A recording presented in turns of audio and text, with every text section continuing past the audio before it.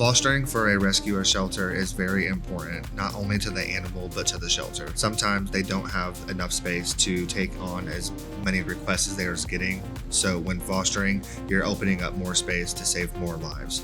Not only that, you're helping transition an animal to be acclimated to a home life and setting them up for success when getting adopted. Hi, I'm Spencer Batcheller. Welcome to Calm Classroom.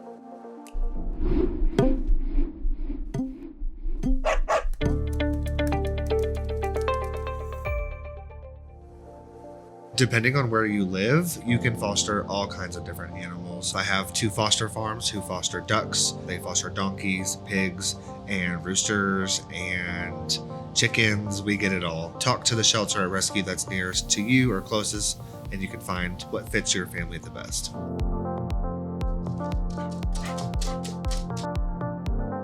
Medical fosters can mean a lot of different things. Sometimes a dog is pregnant and no shelter or rescue wants to have an animal give birth at the shelter. It's very dangerous. It's a high intake volume of different animals coming through. So having a dog or a cat or any animal that's in a rescue to provide a safe place for them to give birth is very important. There's tons of medical cases. Going through a heartworm treatment, it can be very painful and hard on a dog.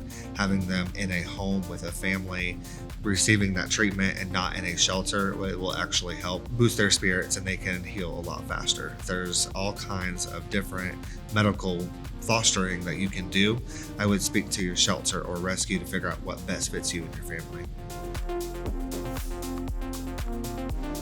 You can foster if you have multiple pets, depending on the pet that you're wanting to foster. I would talk to a shelter or the rescue that you're wanting to foster with and find the pet that will best fit your family and your pets at the time. Your pet will be safe being fully vaccinated, severely decrease the chance of passing on anything that the shelter pet may or may not have. Adopting your foster is what I like to call as a foster failure. It's the best kind of failure to be. I do recommend that if you do adopt your foster to make sure that it is the right choice and it doesn't stop or prevent you from fostering in the future. 70% of fosters end up failing at one point, and that's not a bad thing. Sometimes the dog chooses the person or the cat chooses the person and you just simply can't let them go. Depending on the rescue or shelter that you're fostering with, they may have policies and procedures that are different from others. So speaking with your foster coordinator or volunteer coordinator set you up for success and let you know how they operate and how you can fail under foster.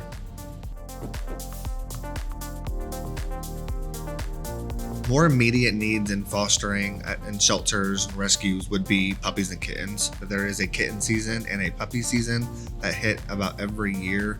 And so gearing up for kitten season or puppy season is a huge need. Having kittens and puppies in a shelter at a young age can expose them to many things. Depending on the rescue or shelter that you're fostering with, some will provide absolutely everything for you and some do ask the foster homes to provide some. So speak with your rescue or shelter that you're wanting to foster with and figure out what they can help provide while fostering.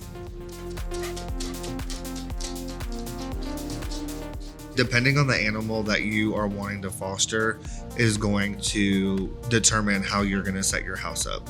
If you have a bunch of young puppies, you're going to probably want a secluded area for them to go to.